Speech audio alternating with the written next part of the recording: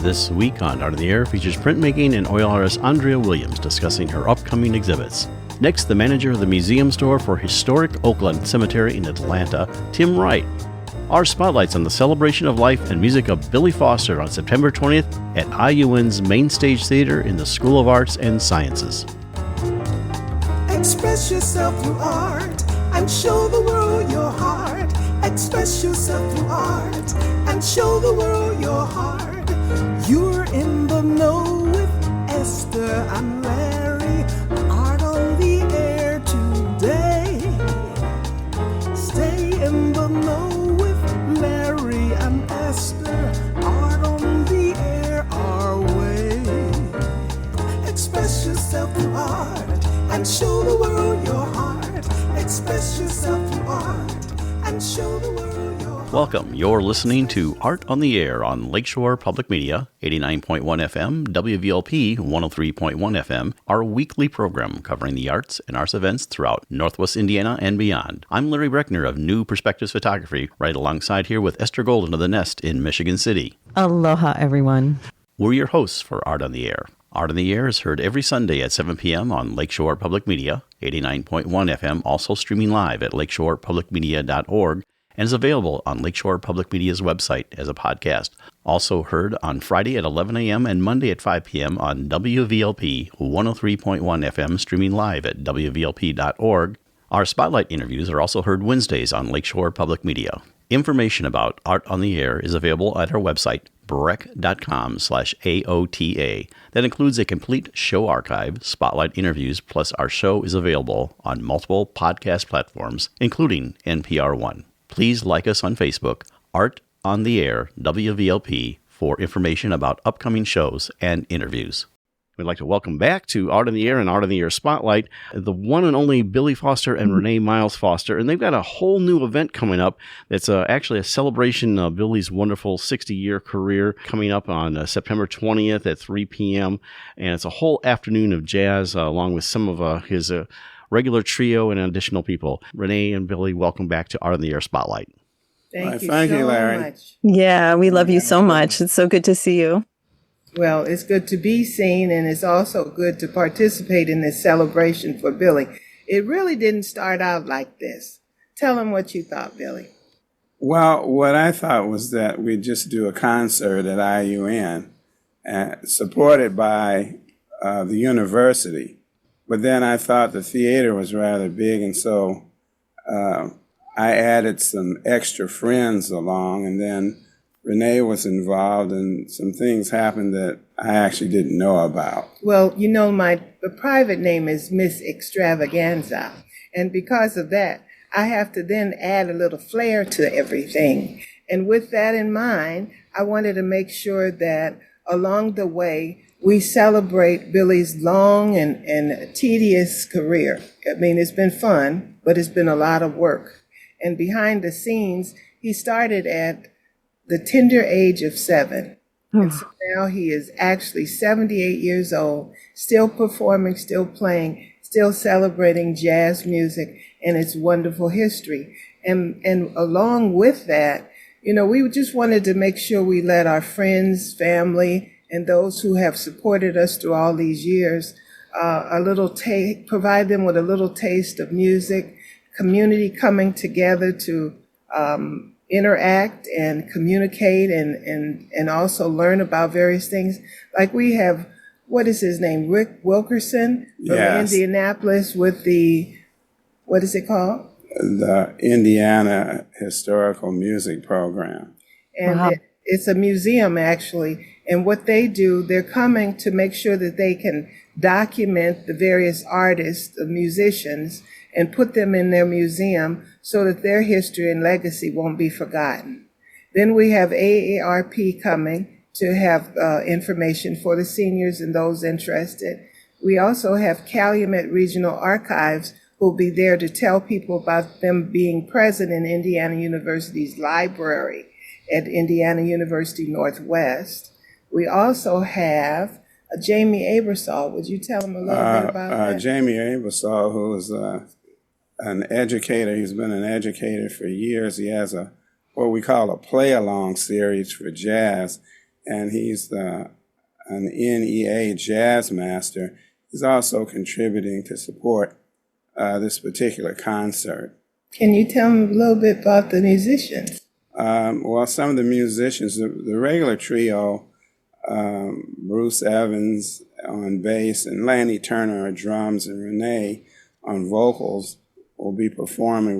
But we've also added Jacoby Berry on vibes, Bill Boris at the guitar, and Tim McNamara on saxophone to broaden out the group and do some extra things. So we're really excited about that. And Oh, it with sounds that- fabulous. And with that, it's going to just be a wonderful time for everybody to enjoy the arts and celebrate. Also, we're advocates for jazz music, but we're also advocates for cancer and research, and also all the efforts that it takes to put the doctors in place and nurses and various things. Yeah, I just wanted to say that Indiana University Northwest is also going to sponsor a reception after the concert where we can all gather. And there also are underwriters, which we were very appreciative of. The tickets for this performance, because it's being underwritten by Indiana University Northwest, their pricing was $5 for seniors, $15 general admission. And I proposed to them that because I would go to the various seniors and say $5, they say, oh no, we got to help in some way. So with them offering a $10 donation, it goes to the arts program, the total amount that I collect. And so with that, I have 200 tickets to sell, in which case I'm almost out. And then we have several volunteers from organizations, groups, and surrounding churches and businesses and individuals and city administrators and that kind of thing. Yeah. We hopefully will have the mayor just say a few words. And also going back to the University of Chicago, guess what? We have Dr. Smulowitz, which is an oncologist of Billy's, and he's been your oncologist for how long? A long time. I think 17 years we were discussing. And It's then been quite a while. and- Do you all have any questions? Well, I think you're Ask filling out Atlanta. most of the thing. We have a little over a minute left here. So you have reception. You also, I think, Renee, you said you're going to have some artwork in the lobby. We have an art exhibit. We have Ryan Bennett, who is Yeah. a sculptor. We have Jackie Player Saunders, who's an artist. We have Marion Mukes, who actually is Billy's friend from kindergarten, and he's a fabulous artist. And then I'll have things to exhibit as well. Going back to University of Chicago, before we forget, we have Blaze Polite, who is over the facility, University of Chicago facility in Crown Point, and then the nurses and various people that will come. We're also on a PFAC committee at the University of Chicago, and tell them about that. Well, we actually are almost out of time there, so Oh, just want to okay. make sure we got the thing. Saturday, September 20th at 3 p.m. Billy will be joined by his fellow musicians at IU Northwest. You can get tickets through Renee, or you can also get them online at IU events, Billy Foster and Friends. Thank you so much for coming in Art on the Air Spotlight. Art on the Air Spotlight and the complete one-hour program on Sunday is brought to you by Ember Forge Consulting, thoughtful marketing and digital learning built to express your purpose and grow your reach. Learn more at emberforgeconsulting.com/grow. And as a reminder, if you'd like to have your event on Art on the Air Spotlight or have a longer feature interview, email us at aota@brec.com. That's aota@brec.com. This is Howard Levy, musician, author, and educator, and you're listening to Art on the Air on Lakeshore Public Media, 89.1 FM, and on WVLP 103.1 FM. We would like to welcome Andrea Williams to Art on the Air. Andrea is a visual artist using printmaking, drawing, and painting to explore aging, regeneration, and human connection with the natural world. Her work has been shown in New York, Chicago, Florida, and Indiana. Thank you for joining us on Art on the Air. Aloha and welcome, Andrea. It's very nice meeting you. Thank you. Great to meet you. Well, you know our first story, and of course we have a little background ourselves. We can actually talk about that, but we'll let you talk about your story, your origin story. Tell us how you got from where you were to where you are now. Thank you. I grew up in Griffith and Munster. I went to Munster High School. I am a daughter of, my mom was a single mother. And so we grew up, we're kind of a team of two. And she really showed me how to work hard and kind of pursue my passion and what I want to do. I also was raised by my grandmother, who has been a huge support of me throughout my life. And so I went to Munster High School. That's where I kind of started focusing on art and becoming really interested in creating art and painting and drawing. Linda Haynes was a great teacher I had there, who was a big influence on me early on. I got to do some really fun stuff in high school, like go on a Spanish language immersion program to Spain when I was a junior in high school. And that really opened my eyes to different places in the world, other museums, things to see. And that was a really great experience. Where were you? I was in Ciudad Real in Castilla-La Mancha, a little bit south of Madrid. And I got to travel around Spain and I lived with a family while I was there. Committed to speaking Spanish the whole time I was there for 7 weeks. I spoke no English, which was crazy. Wow. Yeah, it was amazing. Yeah. So after high school, then I really wanted to pursue art in college. My mom was encouraging me to do that. And I attended the American Academy of Art in Chicago, which is a great commercial and fine arts school. Unfortunately, they actually just closed last year. But they had some notable graduates like Alex Ross and some other folks who came out of that school. When I was a senior at the American Academy of Art, I was accepted into a study abroad program focusing on classical drawing techniques in Florence, Italy. And that was a really competitive program to get into. I was so excited to do that. So for a whole semester, then I lived in Florence, Italy with another student and attended the Florence Academy of Art, learning these sort of like classical old master drawing techniques. That was awesome. Where was your roommate? Where were they from? She was from the Chicago suburbs, and we were okay. friends in college. So it worked out really nicely that we could, both got accepted and were able to hang together. It was awesome. I can only imagine. A lot of artists do the Florence, and it just sounds immersive and wonderful. It was. So what were your days like? We walked to school. We walked across Florence. So we got to cross over, these sort of famous streets and bridges and things that people have seen and painted pictures of, walking past the Duomo, the sort of famous buildings and everything. It was so impressive to see all this history around you everywhere, every day. And that's just normal life, right? Like these places that are hundreds of years old.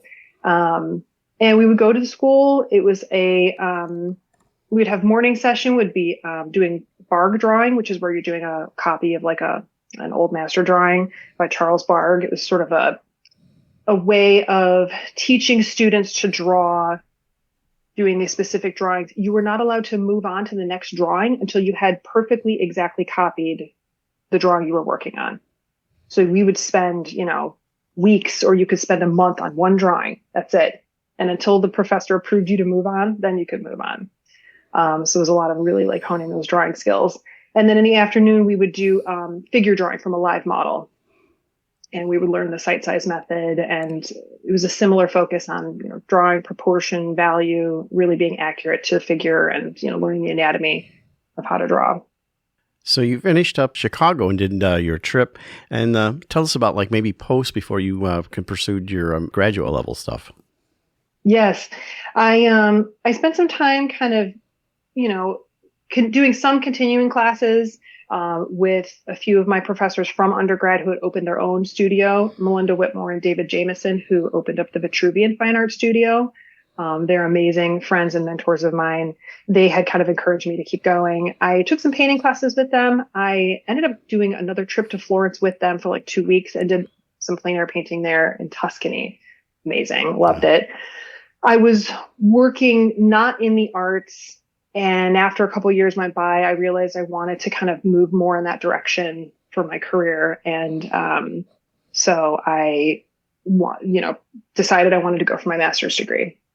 I then applied and was accepted to the New York Academy of Art for my Master's of Fine Art degree. In 2009, I relocated from the Chicago area to the New York area to attend that school. And that was really my experience at the New York Academy of Art really helped kind of like push me forward as an artist and really kind of broke me out of what I thought being an artist could be and exposed me to the whole like just New York art scene. And so that's really interesting. So up until that point, where did you see your career heading? Because it sounds like it was art from the very beginning, but how did you envision that to fruition? Like where? I thought I would teach. I mean, going into, fine art as a career is very difficult, right? It's, some folks teach. I thought maybe I could go work at a museum or a nonprofit in the arts. Those jobs are difficult to find and can be few and far between. Teaching is an amazing experience, but you might just be working very part-time, and that I wanted something that's a little more steady. So it was difficult to kind of like navigate all of that, I would say. Before I decided to do my MFA, I was looking at jobs, for example, like working at the Art Institute, and a lot of them required that you have a master's degree in fine art, art history, something like that. So I figured, I need this in order to kind of like move that forward. And your concentration for your MFA program was what?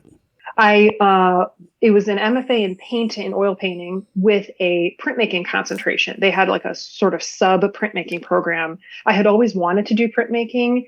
I had never had the sort of exposure to printmaking processes in any of the programs I had done previously, and that was huge for me in grad school. I got through my first year and I'm like doing painting, and then I started getting into printmaking, and I was like, geez, maybe I should have gone and done an MFA in print, but I didn't know that until I got there and got into it, because I just really fell in love with the process of, everything from lithography, intaglio printing, relief printing, monotypes, which is sort of like a interesting mashup of painting and printmaking. You have that sort of flexibility. It's, you're kind of pulling prints as just like a single thing. So I really, really got into printmaking.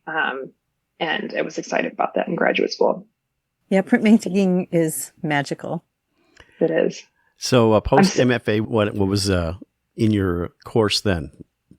Yes. So after I graduated, then one of the highlights, I was accepted into a 2-week residency in upstate New York, in Troy, New York.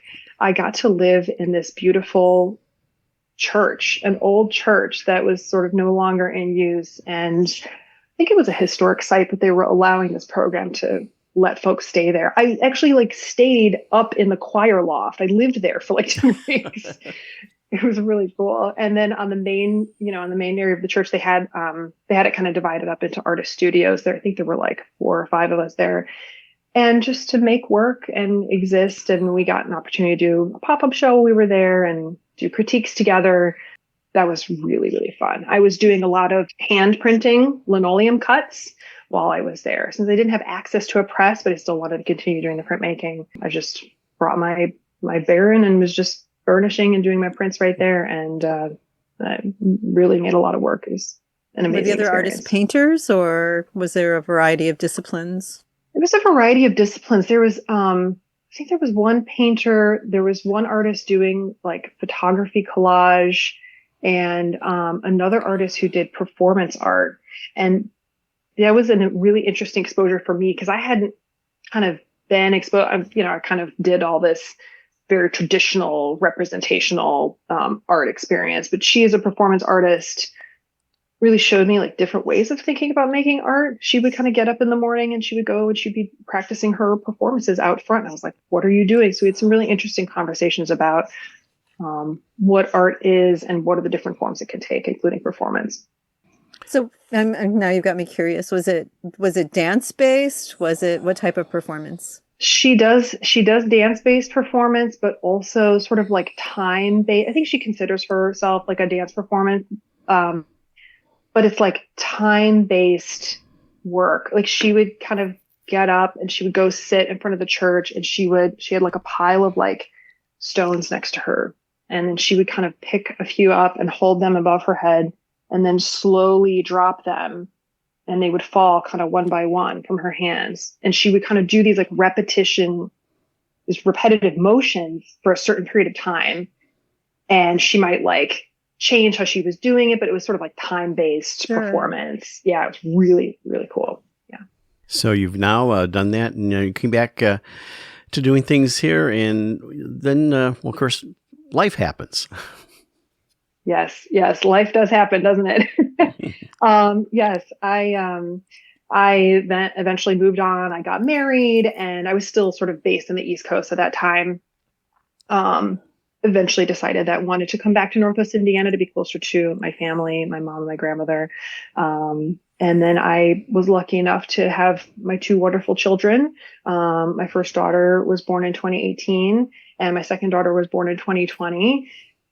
Those experiences really had a huge impact on me, right? Of course, becoming a parent is a major life change for anyone. But I had the added there were complications with my first pregnancy, which made things very difficult. And my daughter ended up being born early and spending over a month in the NICU here.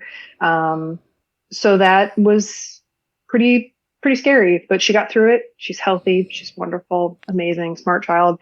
And my second daughter, of course, being born in 2020, the pandemic, right?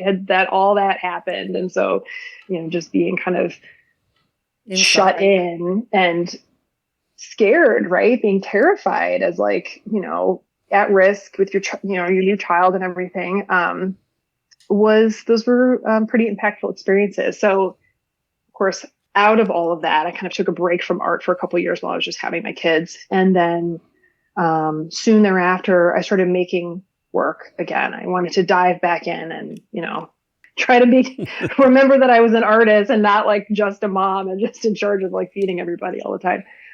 But so I started working on, I call it my motherhood series. And this is some work where I kind of like combined printmaking, mostly relief, linoleum cut printmaking with other things like drawing, watercolor. Later, I started adding in like metal gilding into my work as well. And so I was combining all these things together to kind of like process my experience of becoming a mother, going through this traumatic sort of birth experience, and just the sort of like identity shift that happens when you become a parent, especially in kind of weird times like a pandemic. And so that was really making that art was exciting for me, and it was very different from the work I had made previously, right? I was sort of a figurative representational based artist, drawing people and very kind of true to life forms. The work I did in the motherhood series is more abstract in a way, kind of brought in some of these like organic forms that are like tree or branch type forms with sometimes the internal body or drawings of my own body and things like that kind of incorporated into this work. And so it's like this layering process, right, of all these different things. And making that work really helped me kind of cope with all of those things that I'd gone through. And so you're making this work and you still have young children, right, at this time. And so Yes. Your time is very truncated. How does that affect your work? Because sometimes, we all get lost in like, where did that 8 hours go? Be lost in a project, but as a mom, that time shifts. It's difficult. I really had to like make an intentional choice to take some time, even if it was 20 minutes or an hour away from whatever all my other responsibilities were. 9 times out of 10, it ends up being at night after everybody's asleep finally. And then I say, well, do I want to go to bed early? Do I want to make art? Well, I'm going to make some art today. But it also lent itself to a lot of like starts and stops. And I think that it made sense with this particular work because it was very, very layered, right? I'm working on all these different layers of paper and then affixing them together in a collage format, drawing on them. So I could kind of come back and work a little bit, put one more layer on, set it aside, go feed the baby, come back, do another layer, so. Well, I found myself extremely attracted to like your whole body of work, all the different series, and really actually moved by it as well. There's like such a great sensitivity that comes through it all. Even the Bethlehem Steel Mill series, I just really loved that series as well. It was so, I mean, for how powerful it was such a delicate, you have such a delicate touch with it. Thank you. Yes, when I was still living out in New Jersey, I spent some time in Bethlehem, Pennsylvania. I became really interested in the Bethlehem steel plant, which of course has been closed for many years. And it's just this big kind of hulking. Black, built all these sort of sets of buildings in the middle of, the beautiful hills in Pennsylvania. And, like trees and big like plants growing out of it and things like that. So I became really interested in like this idea of like something that was used, no longer used, it's decaying, what does it look like? It's just kind of like gnarly and it's rusting. But I kind of saw beauty in that. And it was interesting to me. It also reminded me of home because we have so much industry. We have the steel mill history here as well. And so it felt familiar, and I was really attracted to that. And so I did quite a few prints around that series. So these sort of industrial landscapes. And I did some plein air paintings while I was there too. I would just set up on like a street corner, and I'm just painting this thing. People honking me, "Oh, what are you doing over there?" And, but it was a lot of fun. I think that may be a series that I will return to again. I've thought about kind of doing like local industrial landscapes as well here. I know Kathy Loss Rathburn, local watercolor. She'd done scenics on everything all her life. And several years ago, she started doing like industrial sites and everything. It's, it's kind of an interesting way to go. Michelle Weiser, too, does beautiful industrial. So tell us a little bit about your process. I mean, do you work from photographs? You talked a little bit about like a plein air painting, setting up and do that. But, what is your process? Yeah. So right now I've been kind of like doing a lot of plein air painting outside, which is where you just set up outside in a space and, I have a travel easel. I have all my stuff in kind of like travel bags to bring with me. And I go set up, find a spot. Usually it's in like some kind of maybe a park setting or somewhere that is sometimes kind of remote. These like random like off roads you find off of something. And where does that go? Let's walk down there and see. Find a good view, set up outside. I would find a good spot and I will begin painting right there outside, rain or shine. You get ticks on you, get mosquito bites, get sunburn, you learn to buy a big hat, all these things. So you're kind of contending with like the weather and outdoor and stuff. But, which do you have the kids with you? Not usually. I have brought them with me a couple of times, but not always. And so I'll start the painting outside, usually spend a couple hours on it. And then typically I would then bring it back into the studio and finish the painting in studio.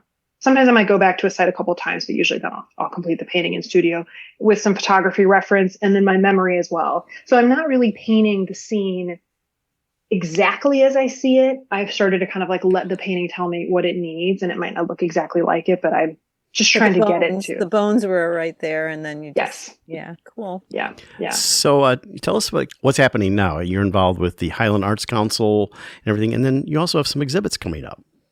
I do, yes. I've been a member of the Highland Arts Council for a couple of years now, and working with Dawn Diamond-Hopeless over there and the rest of the group.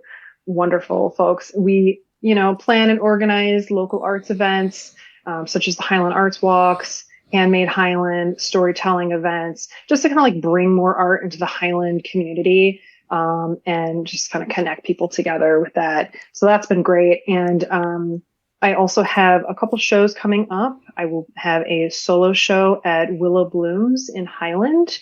That opens on September 6th and will be on view through September. That exhibit is going to be all of my recent sort of landscape plein air paintings that I've been working on over the last year. So it's new work, and I'm really excited to share it with everyone. Later this fall, I'll also have a show coming up at Paul Henry's Gallery in Hammond. I'll be part of a 3-person show along with Michael Chelich and Louis Ortiz. It's going to be really exciting, kind of like representational group of artists showing over there. And that show is being organized and curated by the Art Table. Oh, wonderful. Yeah. Lauren. Yeah, we've had her on. Yeah, Lauren Teal. Yeah, she's wonderful. She's also helping to kind of bring folks together in the community, which is amazing. So And then you have something coming up in the spring, an artist talk. Tell us a little bit about that. Yes, I was invited by the NICA group, which is the Northwest Indiana Community Art Association. They offer different programming for their group.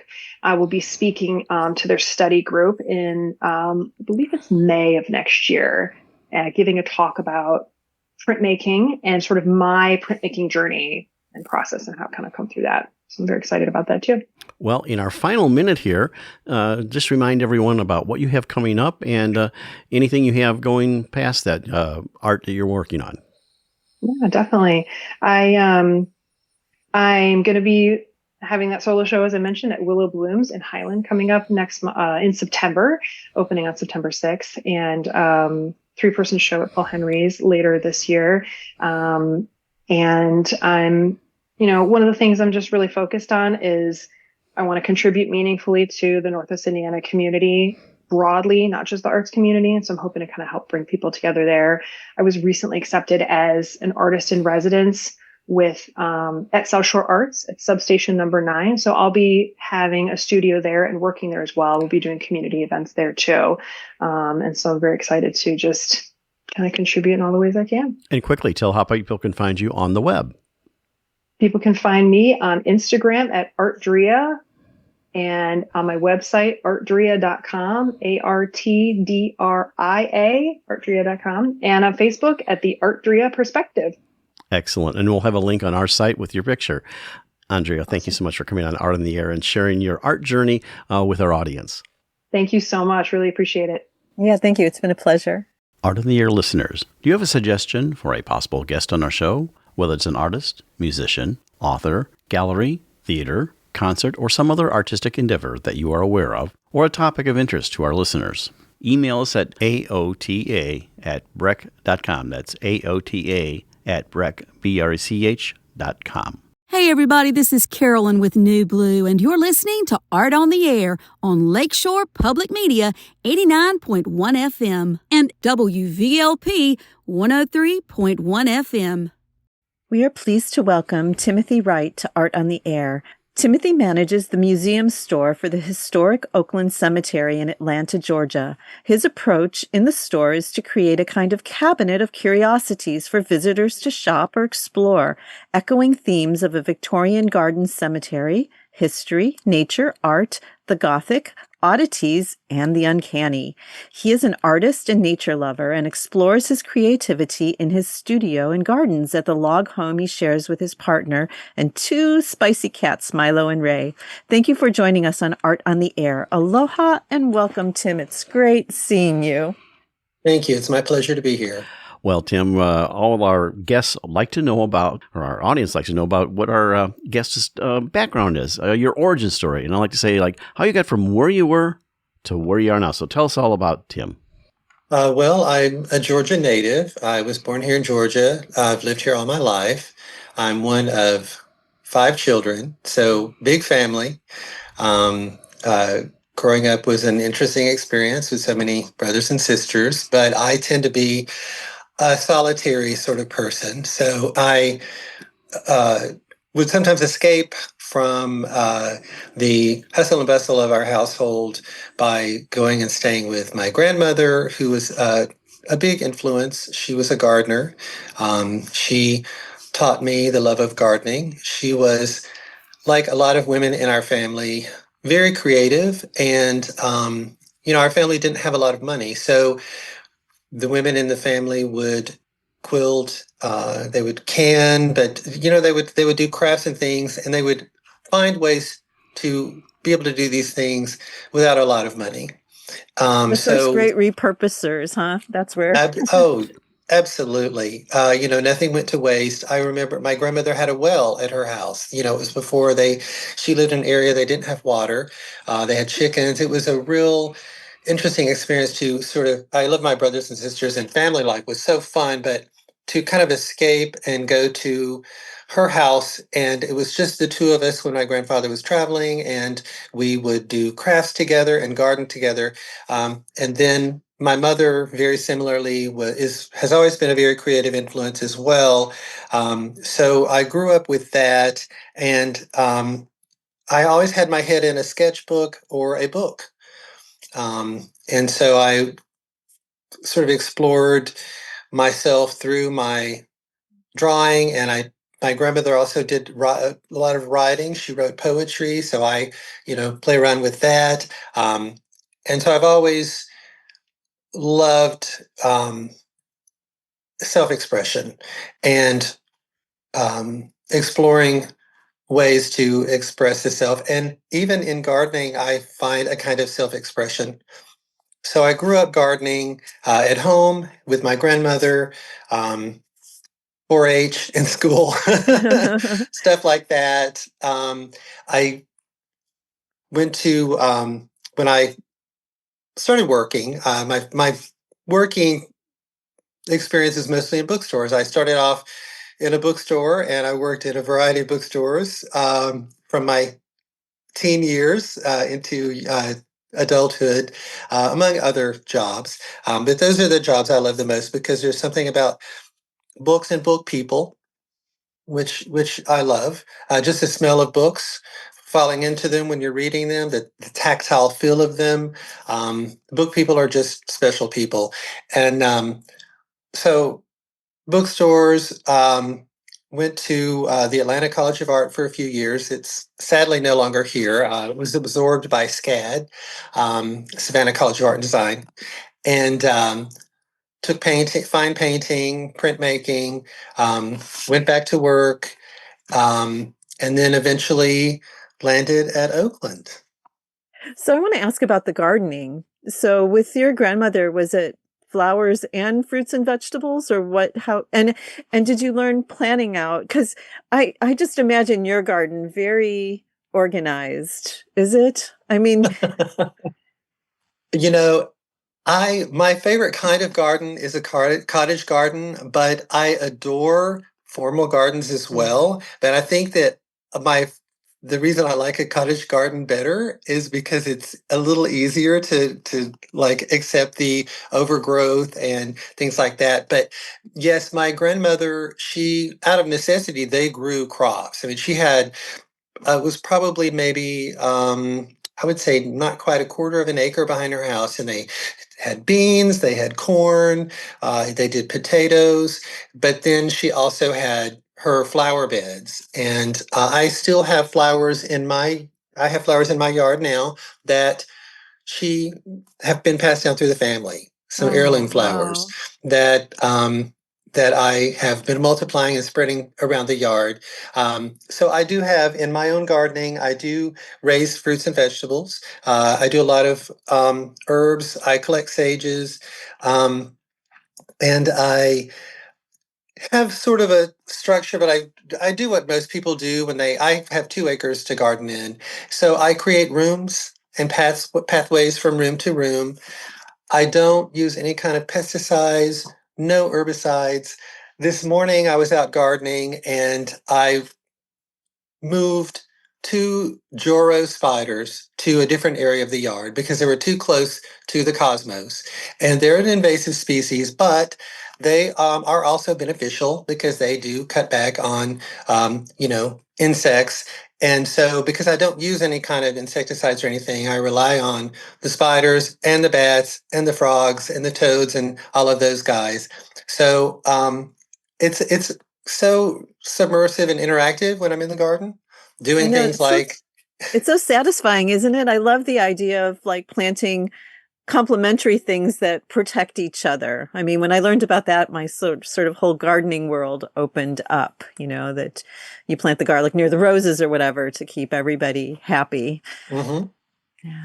I did that with my garlic this year. I thought, well, where can I put this? I've grown garlic before and it didn't do great. So I thought, well, let's see. So I did some reading, and strawberries like garlic. And that's what I did. And we had a great harvest. So I was real happy about that. I know it's So, magical. yeah, being in the garden is magic and it's inspiring. I've been taking cuttings of flowers and things to press and play around with. Ooh. Yeah.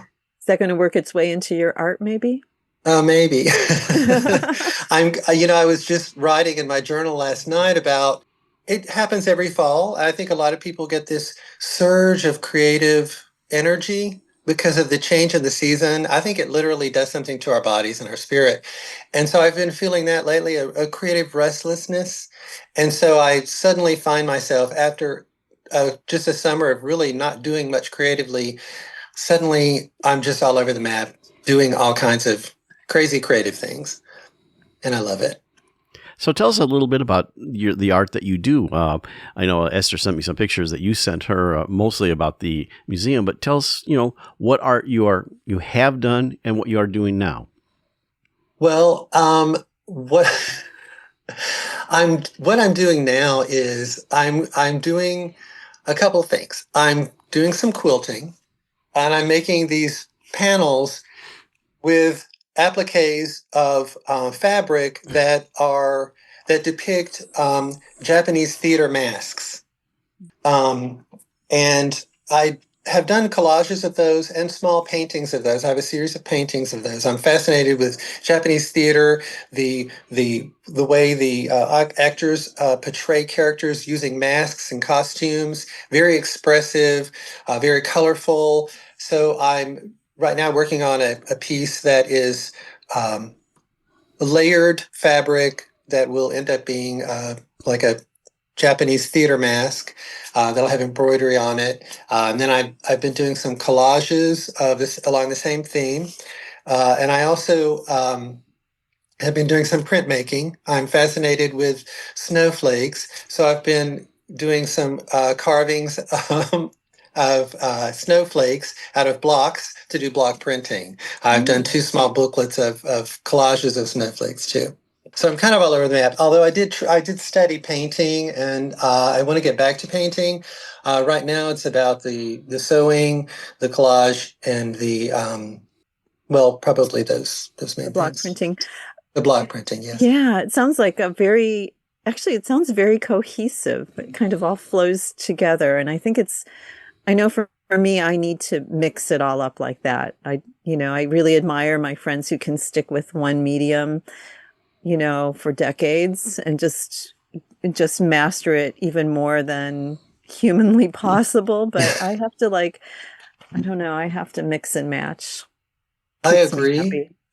I think that there are those, like you said, who are able to just immerse themselves into a specific practice, and that's what they do, and it's incredible. But then there are others like us that really I would feel confined, maybe even stifled in a way if I weren't able to explore as many different avenues of expression as possible through my media. And it doesn't always work out, but I tried. Right. And lately I've been combining. So now I'm adding the poetry into the pieces, or I'm just sort of combining all of them in ways that make me happy, I guess. That's what it's all about. Do you exhibit any of your work? Have had opportunities to do that? I haven't in a very long time because I've just been so, when I was in school, but I really work for myself now. But more and more, it's interesting that you asked that, because more and more I've thought about showing work and getting some work out there. But because I'm exploring different media right now, especially with the fabric, I feel like I guess I don't want to be premature in anything, and I want to, sort of ease my way into that. We all, to some degree, struggle with imposter syndrome, and I certainly have most of my life. So, and it's hard for me to take a compliment, but that's something I have been thinking about. And as I get older and want to tell more stories through my art, that's something that I think of more and more often.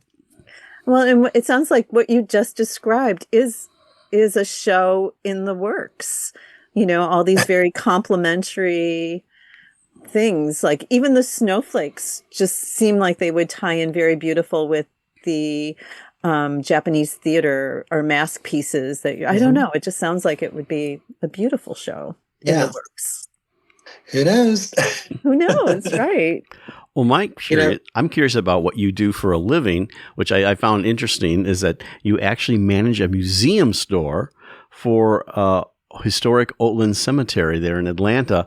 First of all, tell us about the historic cemetery before we move on to why there's a gift store for that type of facility. Well, Oakland Cemetery dates from 1850. It is a historic cemetery. We are 48 acres. We have about 70,000 residents, mayors, governors, movers and shakers, prominent Atlantans and Georgians. It was an older cemetery that was in town, and they bought some farmland outside of town at the time and moved the cemetery there, and it grew from then. So Oakland Cemetery is also a City of Atlanta park, and I work for the Oakland Foundation, and we're a nonprofit organization that is partnered with the City of Atlanta to restore, maintain, and share the history of Oakland Cemetery. And so as our foundation, what we do is we raise money for just that very thing. Our restoration team, we have a gardens team, we have volunteers that help us with our events.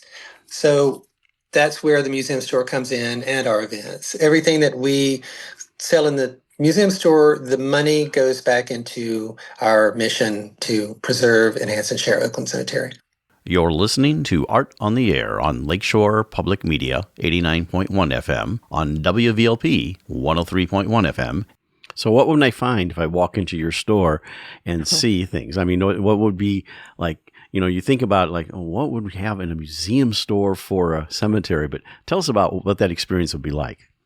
Well, it is kind of a unique thing. I would say that you would walk in and you would see books, of course, on things like death and dying, but also on nature. And you would also find things that are very unusual, like books on how to articulate skeletons. If you're doing taxidermy, we have unusual. I try to create the unexpected. When you go into a museum store, you expect to see certain kinds of things, branded items, which we have, souvenirs, things like that. But we also have unusual things, like we have candles that are like a shrouded woman in mourning. We have, again, mentioned books on nature. We do sell also a public green space and garden. We do a lot. We also have garden plant sales. We do a lot of sales on books about gardening. I sell a lot of books on poison plants. I have a number of books on poison plants and poisoners. We have games on death and dying. We have puzzles, a lot of fantastical things too. Like we carry Edward Gorey items. I don't know if you're familiar with Edward Gorey. He's very popular. We have Permaids, which is a cat and a mermaid in one that we sell that are really popular. I just try to find things that are unexpected and unusual and that will surprise someone and make them maybe smile or intrigue them. Oh, it's so enticing. And the books, I can tell you have a great time picking the books out. They are just as gorgeous outside as I'm sure they are on the inside. But it's just, you sent pictures of absolute wonder. You've done a great job with curating what is in there to be exciting.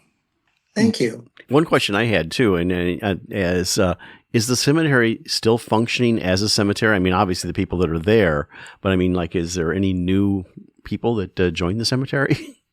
There are, with limitations. The cemetery is full, but there are families that have plots that they will sell.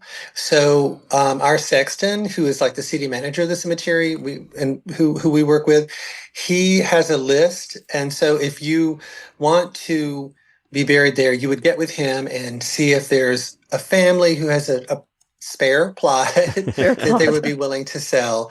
And so that's how that goes. We are working on building columbariums so that more people can become residents. That's what we call them, residents. They are our residents, because it's like a city of the dead. And so, yes, it's a working cemetery, and still, but not to the extent of like a municipal cemetery that has lots of room for guests to come in. Well, and also, it's quite amazing. You have rent a mausoleum and have weddings there, and that it just seems like such a great way to have an influx of funds to do the restoration. So is that part of the restorations aspect rather? So the restoration part did that rather than the cemetery came up with different ways to use like all the events that maybe you can quickly describe some of the events, you know. That's us. That's us. We came up with all of that. So we have a pretty full year. We start out with our Spring to Life event in spring, which is just basically a great introduction to spring. We have a wonderful event called Illumine in April, which is a nighttime walk through the cemetery with art installations by local artists. Then we have we do a Juneteenth celebration. We have in fall, some of our biggest events happen because that's such a wonderful time of year to be out and about, especially in a cemetery. So we have our big music festival called Tunes from the Tombs in September. That is also part of another festival we combined called Sunday in the Park. So it takes place all over the cemetery. We have stages with musicians. We have costume contests. We have a market. It's wonderful. We do tours. Then we have our pumpkin patch in October, the very next weekend, which is it's like stepping into a small town square, and you're getting your pumpkin, and there's a harvest market, and it's in a cemetery. People love it. Then we have our Capturing the Spirit of Oakland, which is our signature event, 2 weeks at the end of October. It's a nighttime event, and it's a tour through the cemetery. And on each stop, you will see residents portrayed by actors telling their story. So that's a really fun event. And then, of course, we have a massive Day of the Dead that we do in partnership with the Mexican consulate here in Atlanta. You know, I took the phone tour. It was wonderful. So that is also an option. If you can't make it to the Oakland Cemetery, there's a wonderful commentary through the telephone that takes you through the cemetery. It was excellent. Yes, I'm glad you did that. And we do daily tours as well. Every day we have a tour. And then we have, on the weekends, we do our daily tour and special topic tours.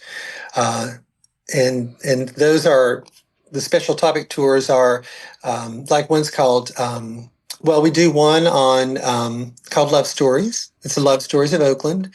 We have one coming up on about music makers, musicians of Oakland. We have one called History, Mystery, and Mayhem. You can imagine what that's about. We try to be, I don't want to say we try to be all things to all people, but we try to find something. We want everyone that comes to Oakland and to the store to find something that they can connect with, or that will enrich their experience, and perhaps learn about our history. Right. Learn about the history. You know, we only have about a minute and a half left, but I want to give you the opportunity. How many people, first of all, do you have that come through to these events for like an annual visit? You know, that's a good question. I am not sure, but I would say, are you talking about just the whole year? Yeah, just a ballpark number of how many people come visit the cemetery. Just to visit. Oh, at least well over 100,000, I'm sure. Wow.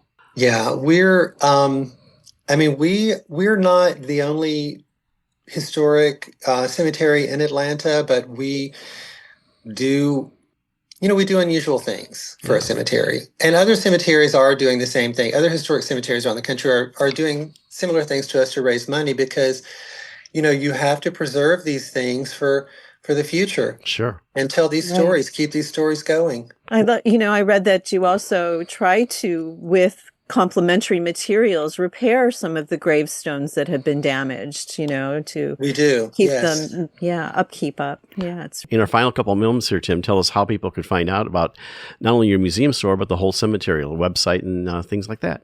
Well, it's if you go to on the web, it's oaklandcemetery.com.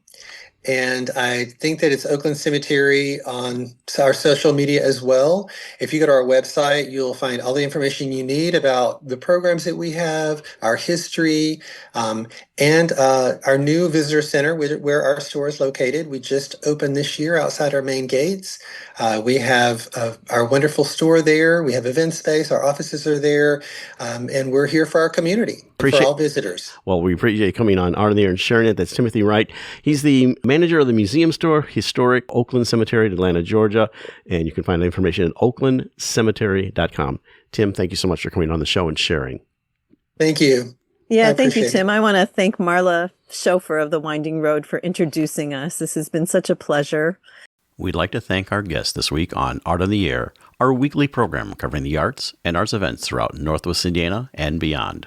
Art on the Air is heard Sunday at 7 p.m. on Lakeshore Public Media, 89.1 FM, also streaming live at lakeshorepublicmedia.org, and is available on Lakeshore Public Media's website as a podcast. Art on the Air is also heard Friday at 11 a.m. and Monday at 5 p.m. on WVLP 103.1 FM, streaming live at wvlp.org. If you have a smart speaker like Amazon Alexa, Google Assistant, or Apple Siri, just tell it to play Art on the Air to hear the latest episode. Our Spotlight interviews are heard every Wednesday on Lakeshore Public Media. Thanks to Dee Dotson, Vice President of Radio Operations for Lakeshore Public Media, and to Greg Kovach, WVLP's Station Manager. Our theme music is by Billy Foster with a vocal by Renee Foster. We'd like to thank our current underwriters for Lakeshore Public Media, Ember Forge Consulting, thoughtful marketing and digital learning built to express your purpose and grow your reach. Learn more at emberforgeconsulting.com/grow. And for WVLP, Walt Breidinger of Paragon Investments. So we may continue to bring you Art in the Air. We rely on you, our listeners and underwriters, for ongoing financial support. If you're looking to support Art on the Air, we have information on our website at breck.com/AOTA, where you can find out how to become a supporter or underwriter of our program in whatever amount you are able. And like I say every week, don't give till it hurts. Give till it feels good. You'll feel so good about supporting Art on the Air. If you're interested in being a guest or send us information about your arts-related event or exhibit, please email us at aota@breck.com. That's aota@breck.com, or contact us through our Facebook page. Your hosts were Larry Breckner and Esther Golden, and we invite you back next week for another episode of Art on the Air. Aloha, everyone. Have a splendid week. Express yourself through art and show the world your heart. Express yourself through art and show the world your heart. You're in the know with Esther and Larry. Art on the air today. Stay in the know with Larry and Esther. Art on the air our way. Express yourself through art and show the world your heart. Express yourself through art and show the world your heart. Express yourself through art and show the world your heart. Express yourself through art and show the world.